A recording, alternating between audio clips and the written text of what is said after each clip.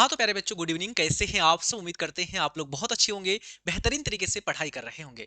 आज की इस क्लास में इंग्लिश का एक बहुत ही महत्वपूर्ण टॉपिक, वो टॉपिक है आपका एक्सप्लेनेशन। आपको क्वेश्चंस आते हैं प्रोज सेक्शन और पोएट्री सेक्शन से, और आपको उसको एक्सप्लेन करना पड़ता है। यानी कि सीधा सीधा चैप्टर से आपको लाइन उठा के दे दिया जाता है, या किसी पोयम का दो लाइन उठा के दे दिया जाता है और कहता है कि आप इसको एक्सप्लेन कीजिए।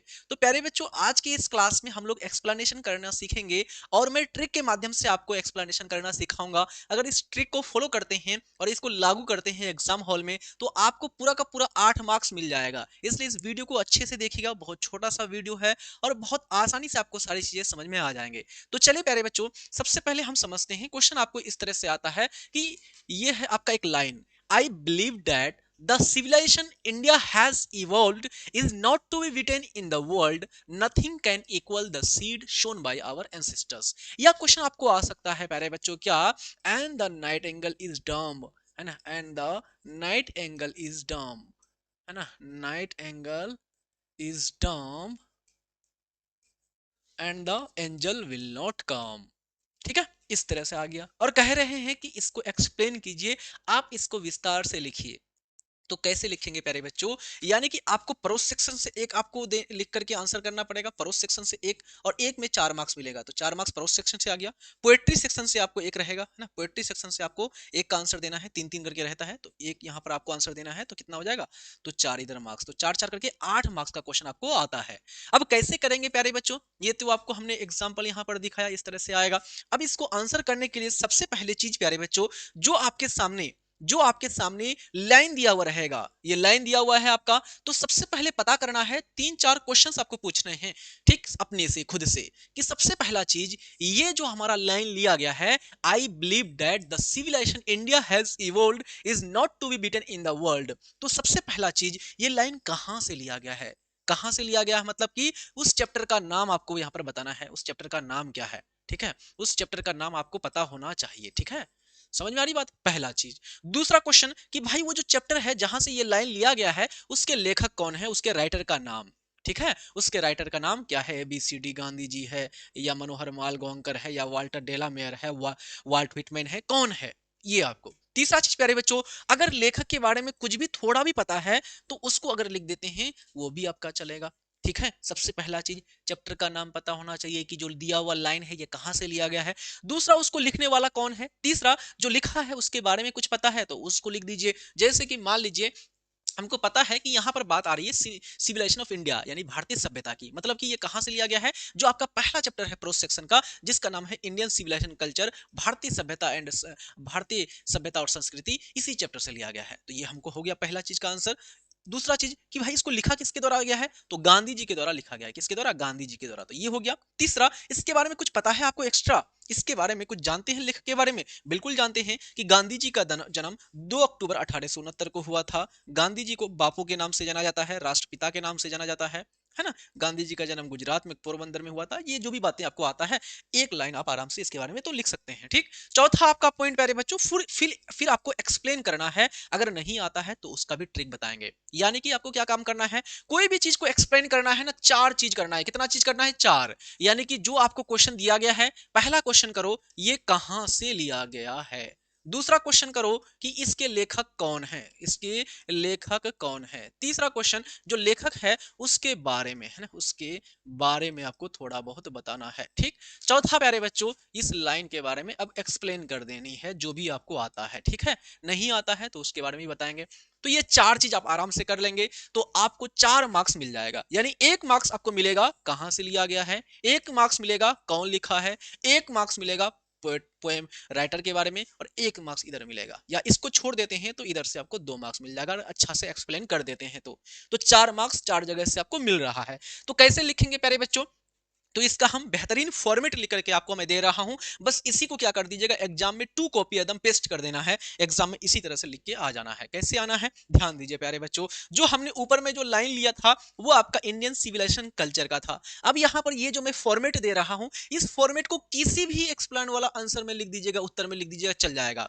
ठीक है, तो ध्यान दीजिएगा क्या लिखना है प्यारे बच्चों। सबसे पहला चीज, जो लाइन आपको दिया हुआ है उसके बारे में लिखना है, the given line has been taken from the prose. अगर यहां पर प्रोज है तो प्रोज देना है, अगर पोएट्री है जिसको प्यारे बच्चों पीसेस बोलते हैं तो वो लिख देना है, ठीक है, यानी पद्य बोलते हैं जिसको, ये हो गया गद्य। तो ये प्यारे बच्चों आपका गद्य का नाम यानी कि चैप्टर का नाम है ना, the line has been taken, है ना, the given line has been taken from the prose. Chapter का नाम यहाँ पर प्रोज का मतलब यहाँ पर गद्य का नाम देना है कि भाई किससे लिया गया है, भारत इज माई होम से, इंडियन सिविलाइजेशन कल्चर से, या फिर आपका द आर्टिस्ट से, द अर्थ से, किससे लिया गया है, जिस भी चैप्टर से लिखा गया है वहां पर आपको लिख देना है। आगे बढ़ना है, आगे बढ़ना है, क्या लिखना है, which has been written by. ये लाइन आपको याद कर लीजिए सबको ही, ठीक है, ये सब लाइन में जो बता रहा हूं ना, इस लाइन को याद कर लीजिए। एक्सप्लेन में क्या लिखने है, लिखिएगा, पहले शुरू करना है, the given line has been taken from the prose, ये आपको याद रखना है अगर प्रोज का लिखेंगे जब। दूसरा वाला में पोएट्री, एक क्वेश्चन पोएम का रहेगा, एक क्वेश्चन आपका प्रोज का रहेगा, तो पोएट्री लिख सकते हैं या फिर पीसेज लिख दीजिएगा, ठीक है, समझ में आ रही बात। तो ये आपको करना है। आगे हमने क्या कहा, पहला आपका कि चैप्टर का नाम, तो चैप्टर का नाम आ गया। अब दूसरा किसके द्वारा लिखा गया है, राइटर का नाम है ना, रिटेन बाय, तो मतलब दूसरा क्वेश्चन क्या आ रहा है, रिटेन बाय, तो किसके द्वारा लिखा गया है, तो यहां पर लिखना है which has been written by, which has been written by, मान ली इंडियन सिविल एंड कल्चर है तो कौन हो जाएगा, महात्मा गांधी हो जाएगा, तो यहां लिख दीजिएगा महात्मा गांधी, हो गया। आगे लिखना है, आगे तीसरा हमने क्या बताया था, तीसरा क्वेश्चन, तीसरा बताया था पोएट्री की, पोयम की, ये जो लिखा है राइटर उसके बारे में, उसके बारे में कुछ ना कुछ तो पता ही होगा आपको, थोड़ा बहुत, लगभग लगभग के बारे में। भाई इतना तो कम से कम पता होगा ना, वो कहाँ के हैं, भारत के हैं, तो लिख दीजिए आप, he was a great freedom fighter, he was a great leader, great Indian leader, है ना, या कोई व्यक्ति है, कोई पोएट है ब्रिटेन का है तो लिख दीजिए he was a great poet of Britain, है ना, इस तरह से कोई भी बात आप उसके बारे में जानते हैं तो आराम से लिख सकते हैं, कोई दिक्कत नहीं है, ठीक है।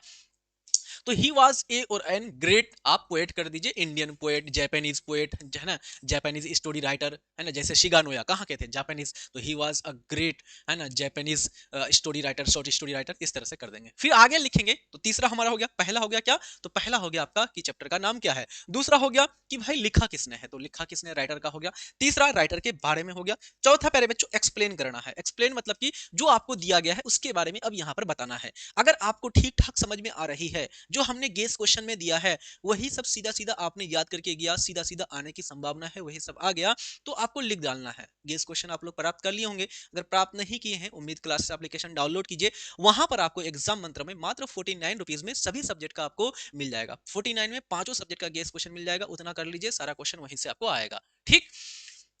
तो प्यारे बच्चों वो सबको देख लेना है। मान लीजिए अगर आपको नहीं आ रहा है तो सबसे पहला चीज ये करिएगा कि इन this line writer explains, writer क्या कर रहा है, राइटर एक्सप्रेस करता है, राइटर व्याख्या करता है किसके बारे में, तो जो लाइन दिया गया है ना तो उस लाइन के बारे में यहाँ चर्चा कर देना है। अगर आपको ठीक ठाक आ रहा है तो ठीक, अगर नहीं आ रहा है जो लाइन दिया गया है उसी को प्यारे बच्चों यहाँ पर क्या कर देना है, कॉपी पेस्ट कर देना है, आगे निकल जाना है, कोई दिक्कत नहीं है, आराम से आपको नंबर मिल जाएगा। लेकिन ये जो चीजें हैं ना ये आपको सही करना पड़ेगा। ऊपर सबसे पहले देखेगा वो कि भाई राइटर का नाम, चैप्टर का नाम, राइटर के बारे में ये ठीक ठाक जानकारी दिया है या नहीं। अगर नहीं दे पाए हैं, चैप्टर का नाम ही गलत दे दिए हैं, पूछा है आपको the past is not dead and alive, the past is not dead and static, it is alive and dynamic, ये लाइन कहां से लिया गया है, अब लिख दीजिएगा आप इंडियन सिविलाइजेशन से लिया गया, तो गलत हो गया ना, ये तो लिया गया है क्या, भारत इज माई होम से, इसको लिखा गया है डॉक्टर जाकिर हुसैन के द्वारा। अब राइटर का नाम ही गलत दे दिए आप कि इसको मनोहर मालगोंकर के द्वारा लिखा गया है, ये चैप्टर ये पिंच ऑफ सब में आया हुआ है, तो गलत हो जाएगा, तो नंबर तो वहीं पर कट जाएगा ना, तो ऊपर ही से पूरा नंबर कट गया।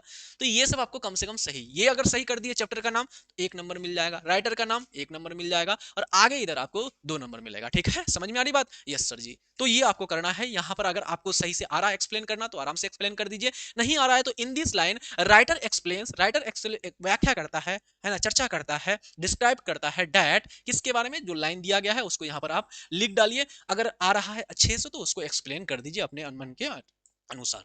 तो चलिए अब मैं यहां पर लिख करके दिखाता हूं। क्वेश्चन आपका था आई बिलीव दैट, है ना, मुझे विश्वास है ना, मैं मानता हूं कि the civilisation India has evolved, यानी भारत की सभ्यता जो विकसित हुई है, is not to be beaten in the world, इसको कोई भी विदेशी सभ्यता नहीं हरा सकता। Nothing can equal the seed sown by our ancestor, जो बीज हमारे पूर्वजों के द्वारा बोए गए वैसा बीज किसी के द्वारा नहीं बोया गया, ये बातें कह रहे हैं। तो भाई ये लाइन कहां से लिया गया है, तो सबसे पहला आंसर आ रहा है कि ये आपको लिखना ही है जस का तस, ये आपको कॉपी पेस्ट कर देना है सीधा सीधा, ठीक है, याद कर लीजिए, सबको याद हो गया, जल्दी से बताइए। The given line has been taken from, the given line has been taken from, the given line has been taken from the prose. अगर प्रोज रहेगा तो, अगर पोएट्री रहेगा तो द पोएट्री या द पीसेस, है ना, द पीसेस। तो यहाँ पर चैप्टर का नाम दे देना है, किससे लिया गया है, इंडियन सिविलाइजेशन कल्चर, पहला नंबर, एक नंबर मिल गया आपको। ठीक, आगे बढ़ना है, लिखना है which has been written by, ये फिक्स करना है आपको, फिक्स रखना है, which has been written by, है ना, क्या लिखना है, राइटर का नाम। तो राइटर का नाम यहाँ पर, है ना, क्वेश्चन के अनुसार होगा, जो भी क्वेश्चन होगा, जिस तरह का क्वेश्चन होगा, जिस चैप्टर का होगा, है ना, तो यहाँ पर अगर राइटर का नाम दे दिए तो एक नंबर मिल गया, तो कितना हो गया, 2 number. He was born in, he was born in, है ना, ही वॉज बोर्न इन 1869, इसके बारे में थोड़ा लिख दीजिए राइटर के बारे में। इनका जन्म 1869 में हुआ था। He is known as father of nation, इनका ये जो है राष्ट्रपिता के नाम से भी जाने जाते हैं। ठीक, आगे बात करते हैं, ये वाला लाइन को फिक्स कर देना है। इन दिस लाइन राइटर एक्सप्लेन्स, यानी इस लाइन में क्या कर रहे हैं, राइटर जो है वो व्याख्या करते हैं, एक्सप्लेन करते हैं, क्या करते हैं, that Indian civilisation is unbeatable, भारतीय जो सभ्यता है ये क्या है, अनबीटेबल है, इसे पराजित नहीं किया जा सकता, हराया नहीं जा सकता, when compare to the other civilisation, यानी कि दूसरी सभ्यताओं की तुलना में। Moral values taught by our ancestor is the base of our civilization and cannot be equated। ये सब बातें जो हैं, ये सब बातें अपने किताब से, अपने मन से जोड़ सकते हैं, यानी कि कहने का अर्थ क्या है, इसके कहने का सेंस था कि हमारी सभ्यता ये बहुत ही मजबूत है, इसकी जड़ें बहुत गहरी है, हमारी सभ्यता को कोई सभ्यता हरा नहीं सकता, कोई डिगा नहीं सकता, और ये हमारे जो बीज बोए गए हैं हमारे पूर्वजों के द्वारा, हमारे एंसेस्टर्स के द्वारा, हमारे जो पूर्वज हैं, फोर फादर्स हैं, इनके द्वारा जो रास्ता हमें बताए गए वो क्या है, बहुत ही बढ़िया है। ठीक है, इससे तुलना नहीं किया जा सकता। अगला ले लेते हैं, है ना, अगला है आपका प्यारे बच्चों क्वेश्चन कि the past is not dead, यानी जो बीता हुआ समय है, जो भूतकाल है, जो समय गुजर गया है, वो डेड नहीं, मरा नहीं है, एंड स्टेटिक, वो रुका हुआ भी नहीं है, बल्कि क्या है, इट इज एलाइव, ये जिंदा है, एंड डायनेमिक, और ये गतिशील है, ये बात कह रहे हैं। तो ये कथन किसका है भाई, ये आपका पहला क्वेश्चन करो कि ये कहां से लिया गया है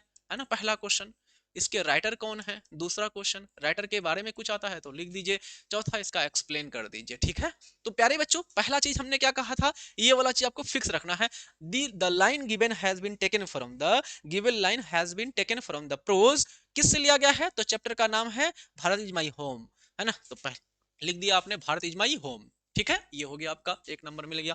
आगे बढ़ेंगे और लिखेंगे, फिर ये वाला चीज फिक्स रखेंगे, which has been written by, है ना, इसको भी फिक्स रखेंगे, इसको भी फिक्स रखेंगे, which has been written by, तो यहां पर आपको लेखक का नाम लिख देना है, डॉक्टर जाकिर हुसैन। ये दोनों चीज कभी भी गलती नहीं होना चाहिए, अगर गलत हुआ ना, चेक करने वाला सीधा काट देगा। ठीक है, अगर गलत हुआ तो सीधा चेक करने वाला काट देगा, एक भी नंबर आपको नहीं देगा। तो पहला, राइटर का नाम सही होना चाहिए, चैप्टर का नाम सही होना चाहिए, दोनों चीजें आपका एकदम करेक्ट होना चाहिए। ही वॉज बोर्न इन, यानी राइटर के बारे में बता रहे हैं, he was born in Hyderabad, इनका जन्म कहां हुआ था, हैदराबाद में हुआ था, was one of the greatest freedom fighter as well as eminent educationist, यानी उसके बारे में थोड़ा भी कुछ पता है तो लिख दीजिए।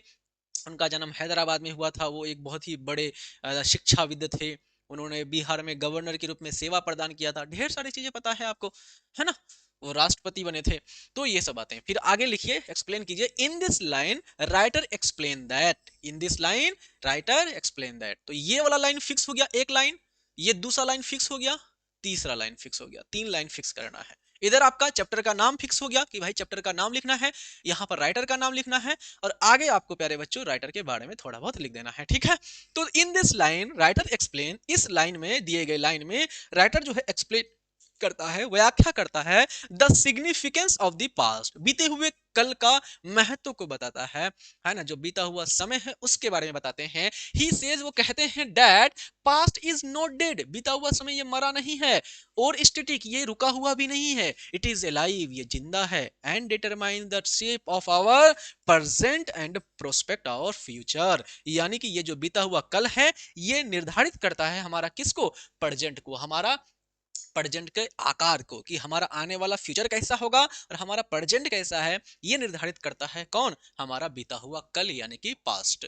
आगे बात करते हैं, क्वेश्चन है आपका, our mind is a restless bird, यानी हमारा जो दिमाग है, हमारा जो मस्तिष्क है, ये क्या है प्यारे बच्चों, अ रेस्टलेस बर्ड, एक बेचैन पक्षी है। कैसा पक्षी है, बेचैन पक्षी है। The more it get the more it want, इसको जितना मिलता है, द मोर इट वांट, उतना चाहता है, स्टिल रिमेन अनसेटिस्फाइड, और उतना ही असंतुष्ट रहता है। यानी कि हमारा जो मस्तिष्क है, हमारा जो दिमाग है, ये बेचैन पक्षी है। कभी इस डाल पर, कभी उस डाल पर, कभी ये चीज चाहिए, कभी वो चीज चाहिए, संसार की सारी चीजें ला करके दे दो, फिर भी कभी खुश नहीं होता है। फिर भी आपकी तमन्ना, आपकी ख्वाहिश, आपकी आरजू, आपकी मनोकामना, आपकी अभिलाषा, आपकी इच्छा कभी भी पूरा नहीं होता है। तो इसी बात पर गांधी जी ने ये बात कहा है कि हमारी जो मस्तिष्क है, ये बेचैन पक्षी है, इसको जितना मिलता है उतना ही चाहता है और कभी भी संतुष्ट नहीं होता है। तो प्यारे बच्चों, हमें पता चला कि ये गांधी जी के द्वारा कहा गया है। तो कहाँ कहा गया है? Indian civil and culture chapter का नाम पता चला गया, राइटर का नाम पता चल गया गांधी जी के द्वारा, है ना। गांधी जी के बारे में थोड़ा बता दीजिए और फिर एक्सप्लेन कर दीजिए, ठीक है। द गिवन लाइन, ये तो फिक्स रखेंगे भाई, the given line has been taken from the prose Indian civilization and culture which has been written by Mahatma Gandhi. ये महात्मा गांधी के द्वारा लिखा गया। he was born in 1869, उनका जन्म कब हुआ था? 1869 में हुआ था। he is known as father of nation, वो राष्ट्रपिता के नाम से उनको जाने जाते हैं। here, यहाँ गांधी जी says that, या फिर सीधा सीधा ये वाला लाइन आप चिपका सकते हैं। in this line writer explain that, writer कहना चाहते हैं our mind is a restless bird, हमारा जो दिमाग है ये बेचैन पक्षी है। द मोर इट गेट, इसको जितना मिलता है, द मोर इट वांट, और भी इतना चाहता है। स्टिल रिमेन अनसेटिस्फाइड, और हमेशा कैसा रहता है? असंतुष्ट रहता है। और एक्सप्लेन करना चाहते हैं तो थोड़ा कर दीजिए। So we must try to control over mind, इसलिए हमें अपने मस्तिष्क पर, हमें अपनी इच्छाओं पर, हमें अपनी कामनाओं पर, डिजायर्स पर क्या करना चाहिए? कंट्रोल करना चाहिए, उसको नियंत्रित करना चाहिए। We should be satisfied with with what we have, हमें संतुष्ट होना चाहिए जो भी चीज हमारे पास है। Only then we can be controlled and can't do anything against our conduct, यानी कि अदरवाइज, यानी कि अगर आप अपनी इच्छाओं पर, कामनाओं पर कंट्रोल नहीं कर पाते हैं तो आप क्या हो जाएंगे? उन सब में डूब जाएंगे। तो वल्ली then we can be control, हम तब कंट्रोल कर सकते हैं, and can't do anything against our conduct, जब हम लोग क्या हो जाएंगे? जो हमारे पास है उससे हम संतुष्ट, है ना। बहुत कोई होता है ना यार, मेरे पास ऐसा है यार, वो तो वहां पढ़ रहा है, वहां तो वैसा है, ये तो ये खा रहा है, रेस्टोरेंट में खा रहा है, मेरे पास नहीं है। तो भाई जो चीज है उसी का शुक्र करो, है ना। उसी को, उसी का क्या करो? अदा करो, शुक्र अदा करो कि आपके पास दो हाथ है, दो पैर है, दो कान है, सारी चीजें ठीक करा है कि नहीं? तो उसका शुक्र अदा करो, ऐसा नहीं कि हमेशा कैसा रहो? असंतुष्ट रहो। आगे बात करते हैं। ये तो हमने आपको प्रोज प्रोज का दिखा दिया। इसी प्रकार से आपको आएगा कहां से? पोएट्री सेक्शन से आएगा, यानी पद्य से आएगा। तो प्यारे बच्चों, जैसे कि आपको आया हुआ है, here lies a most beautiful lady, यहाँ पर जो ये सोई हुई महिला है, ये क्या है? सबसे सुंदरतम महिला है ना। Here lies a most beautiful lady, light of step and heart was she, वो दिल की बहुत साफ सुथरी थी, घूमने का बहुत शौकीन थी। आई थिंक, मेरे हिसाब से, she was the most beautiful lady, वो सबसे सुंदरतम महिला थी। That ever was in the west country, ऐसा महिला पश्चिमी देशों में कभी नहीं हुआ। ये बता रहे हैं, कौन बता रहे हैं? ये चैप्टर हमने आपको पढ़ाया हुआ है। ये बता रहे हैं कौन? वाल्टर डेला मेयर साहब, जिनसे वो प्यार करते थे, एक महिला से उनका संबंध था, उनको जानते थे। तो उसके बारे में कह रहे हैं कि एक बहुत ही सुंदरतम महिला थी, जो अब क्या हो गई है? देहांत हो गई है, उनका डेथ हो गया है, वो सोई हुई है, मरी हुई है, लेटी हुई है। ऐसा महिला पश्चिमी देशों में कभी नहीं हुआ। दिल की बहुत साफ सुथरी थी, घूमने का बहुत शौकीन थी। तो ये वाल्टर डेलामेयर, वाल्टर डेलामेयर का चैप्टर का नाम क्या है? एन एपिताफ। तो प्यारे बच्चों, आपको पता चला कि भाई ये कहां पर चर्चा किया गया है, किस चैप्टर से लिया गया है? एपिताफ से लिया गया है। लेखक कौन है? वाल्टर डेला मेयर, वाल्टर डेला मेयर इसके लेखक हैं। तो दो चीज होगी, आपको पता चला। वाल्टर डेला मेयर के बारे में कुछ पता है तो लिख दीजिएगा, नहीं है तो इसी लाइन को चिपका दीजिएगा, ठीक है। तो ध्यान दीजिए प्यारे बच्चों, ये तो लाइन सेम रहेगा। The given line has been taken from, अब यहाँ क्या हो जाएगा? प्रोज की जगह पीसेस हो जाएगा, पद्य हो जाएगा, क्योंकि ये आपका पोएट्री सेक्शन का है। अगर यहाँ पर ये नहीं लिखना है पीसेस, तो यहाँ पर लिख दीजिएगा फ्रॉम द पोएम, ठीक है, फ्रॉम द पोएम एन एपिताफ। कौन सी कविता? एपिताफ वाला कविता से लिया गया है। Which has been written by, है ना, जो लिखा गया है किसके द्वारा? वाल्टर डेलामेयर के द्वारा। इन दिस लाइन, इस लाइन में राइटर एक्सप्लेन्स दैट, है ना, ये तो फिक्स है आपका, सेम टू सेम है ना, ये भी फिक्स आपका। देखिए हमने तीन चीजें याद करने बोला है। एक तो ये फिक्स रहेगा, पहला नंबर का लाइन, है ना। दूसरा लाइन ये which has been written by, दूसरा लाइन। तीसरा लाइन ये वाला लाइन, है ना। ये तीन लाइन फिक्स रहेगा।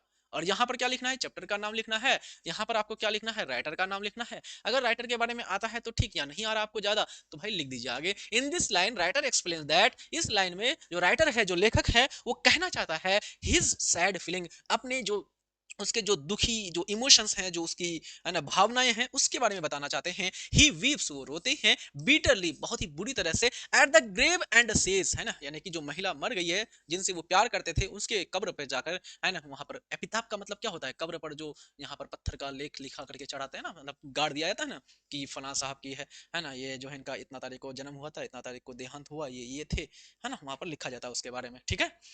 तो ग्रेव वहां पर कब्र पर, एंड सेज, और कहते हैं, that a beautiful lady is lying in the grave, यानी एक बहुत ही सुंदरतम महिला क्या है, कब्र में सोई हुई है। She use to move at the place, है ना, वो क्या करती थी, घुमा करती थी इधर उधर, but she spent her last moment there itself, she is no more, अब वो नहीं है। द पोएट थिंक्स, पोएट विचार करते हैं, सोचते हैं, that she was the most beautiful lady, वो सबसे सुंदरतम महिला थी, that ever was born in the west country, पश्चिमी देशों में ऐसी महिला कभी नहीं हुई। He is really very sad, जो राइटर है वो बहुत ही दुखी है, एंड थिंक्स, और विचार करते हैं, सोचते हैं, फॉर द लेडी हुम ही लव्स वेरी मच, उस महिला के बारे में जिसे वो बहुत प्यार करते थे।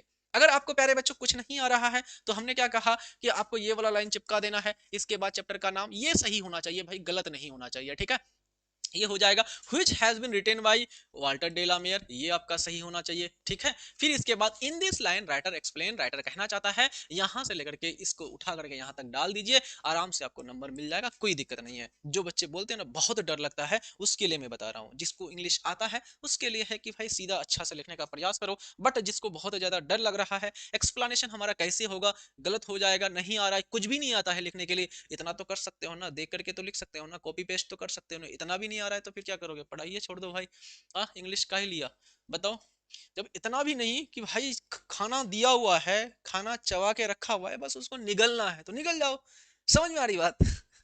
चलो, and the nightingale is dumb and the angel will not come, यानी जो समाज में जो बुलबुल लोग हैं, जो नेक लोग हैं, वो गूंगे हो गए हैं, एंड एंजल विल नॉट कम, और जो फरिश्ता है, जो यमदूत है, वो भी नहीं आने वाले हैं बचाने के लिए। ये बातें, ये चैप्टर हमने बहुत बेहतरीन तरीके से पढ़ा है। अब सारा चैप्टर हमने लगभग लगभग बेहतरीन तरीके से पढ़ा के रखा है, आप सब किसी को उम्मीद बैच में, कि भाई जितने भी चैप्टर्स हैं प्रोस पोएट्री का, बेहतरीन तरीके से हंसा हंसा करके, समझा समझा करके पढ़ा करके रखा है, कि भाई जो समाज में जो गरीबों का, जो आर्थिक रूप से जो कमजोर लोग हैं, जो आर्थिक रूप से कमजोर तबके लोगों का जो है शोषण होता है, तो समाज में जो नेक लोग होते हैं वो आवाज नहीं उठाते हैं, वो शांत रहते हैं, चुप रहते हैं, डम्ब यानी गुंगा रह जाते हैं, और उनको बचाने के लिए, उन निर्धन परिवारों को बचाने के लिए, उन उजरे हुए घरों को बचाने के लिए फरिश्ता भी नहीं आता है, यमदूत भी नहीं आता है। कौन कह रहा है? तो प्यारे बच्चों, चैप्टर का नाम है आपका कौन सा, जल्दी से बताइए। Now the leaves are falling fast, लिखा किसके द्वारा गया है? डब्ल्यू एच ऑर्डन के द्वारा। किसके द्वारा? डब्ल्यू एच ऑर्डन, ठीक। तो the given line has been taken from now the leaves are falling fast which has been written by W H Auden. In this line writer explains that in the end of life, कि भाई जीवन के last में, the nightingale is also dumb and nobody help, है ना, जब आप बीमार पड़ते हैं, जब आपको मौत का फरिश्ता लेने आते हैं, तो कोई कुछ नहीं कर सकता है, या समाज के जो पिछड़े तबके के लोगों का जब शोषण होता है, तो वो जो नेक लोग हैं, जो बुलबुल लोग हैं, जो नाइट एंगल हैं, वो डम हो जाते हैं, गूंगे हो जाते हैं। Even the angel does not come to help, यहाँ तक कि यमदूत या फरिश्ता या यमराज भी बचाने नहीं आते हैं। So in the last stage of life man become helpless, यानी कि जीवन के अंतिम स्थिति में, है ना, अंतिम पायदान पर जो मैन है, जो आदमी है, वो भी क्या हो जाता है? असहाय हो जाता है, हेल्पलेस हो जाता है, ठीक है। इसी प्रकार से अगला और एक ले लेता हूं मैं। वैसे हम आपको 13 गो टोटल दिए हुए हैं गेस क्वेश्चन में, ठीक है, जहां से क्वेश्चन आपको आने की पूरा संभावना है, वो 13 आपको देख लेना है सब किसी को। बात करते हैं, एंड व्हेन आई क्रम्बल, और जब मैं मर जाऊंगा, हु विल रिमेंबर हर, उसको कौन याद करेगा? The lady, this lady of the west country, पश्चिमी सभ्यता की इस महिला को, कि जब मैं क्रम्बल हो जाऊंगा, जब मैं टूट जाऊंगा, जब मैं बिखर जाऊंगा, जब मैं मर जाऊंगा, जब दुनिया छोड़ के चला जाऊंगा, ये जो लेटी हुई महिला है, ये जो सोई हुई महिला है, जो ये मरी हुई महिला है, इसको कौन याद करेगा? कौन याद कर रहा है? वाल्टर डेलामियर। तो आपको क्या करना है, मैंने आपको फॉर्मेट बताने के लिए ये वीडियो बना रहा हूं बस, ठीक है। तो प्यारे बच्चों, आपको पता चला कि भाई वही बात कर रहे हैं, ब्यूटीफुल लेडी की जब भी बात आएगी, मतलब एन एपिथाफ वाला चैप्टर की बात हो रही है, तो एन एपिथाफ यहाँ पर वाल्टर डेलामियर, तो हो जाएगा the given line has been taken from the piece, है ना, an epitaph which has been written by a great child children poet Walter de la Mare. In this line writer explains that after his death, उसके मरने के बाद, no one will remember, कोई उसको याद नहीं करेंगे। किसको? That the most beautiful lady of the west country, पश्चिमी सभ्यता का जो पश्चिमी देशों का, यूरोप की जो महिला है, उस सुंदरतम महिला को कोई याद करने वाला नहीं है जब पोएट का, राइटर का, लेखक का जब मृत्यु हो जाएगा। ठीक है, इस प्रकार से प्यारे बच्चों ये चार चार मार्क्स करके है ना, हमने कहा है आपको यहाँ पर 4 मार्क्स यानी एक्सप्लेनेशन एक्सप्लेनेशन का 4 मार्क्स, यानी चार चार 8 मार्क्स आपका पक्का हो गया। ठीक है, एक से आएगा आपको, प्रोस से आएगा 4 मार्क्स और पोएट्री से आपको आएगा 4 मार्क्स, तो कितना हो गया 8 मार्क्स आपका फिक्स्ड हो गया प्यारे बच्चों। 8 मार्क्स क्या हो गया आपका, फिक्स्ड हो गया आपका। समझ में आ रही बात? ठीक है, तो आई होप ये सेशन आप लोगों को बहुत बेहतरीन तरीके से समझ में आ गए होंगे। तो समझ में आ गया अच्छे से, तो अपने दोस्त यार को जल्दी से सबको शेयर कर दीजिएगा। सभी बच्चे एक बार लाइक कर दीजिए। एंड प्यारे बच्चों, जितने भी बच्चे चैनल में नए हैं, चैनल को सब्सक्राइब कर दीजिए। एंड कैसा ये सेशन लगा आप सब किसी को कमेंट, है ना, दिल वाला एक कमेंट जरूर कर दीजिएगा। एंड प्यारे बच्चों, आपके जो भी भाई बहन है ना, उसके लिए हम लोग 2027 का नया बैच ला रहे हैं। आप उन्हें जरूर ज्वाइन कराएंगे हमारे क्लासेस में। बहुत बेहतरीन तरीके से यहाँ पर पढ़ाई हो रही है और होगी भी आगे। तो अपने छोटे भाई बहन दोस्त यार जो भी है उन सबको सूचित कीजिएगा। उम्मीद क्लासेस में नया बैच 2027 बोर्ड एग्जाम के लिए आ चुका है। आप लोग जल्दी से जल्दी ज्वाइन कर लीजिए। करते हैं इसी के साथ सेशन को समाप्त। पढ़ते रहिए, अच्छे तरह से रहिए, स्वस्थ रहिए, मस्त रहिए, हंसते रहिए, मुस्कुराते रहिए। तब तक के लिए जय हिंद, धन्यवाद, bye, take care and love you all.